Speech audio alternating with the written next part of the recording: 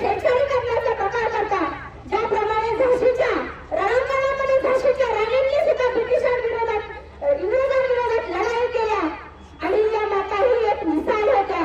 फक्त भारत देशातच नाही तर जगभरात काय अहिल्या माता मिसाल म्हणून बोलल्या जातात. पंतप्रधान मोदीजी, मुख्यमंत्री आणि संपूर्ण भारतामध्ये आपण त्रिशताब्दी वर्ष साजरा करत आहोत आणि एकीकडे मात्र इथे आव्हान केल्याचा प्रकार कुठेतरी घडतीच होतो. गोविंद भाऊ आमचे बंधू यांनी सांगितलं तिथे आता आमचे बांधव लक्ष्मण हाके साहेब आलेले आहेत.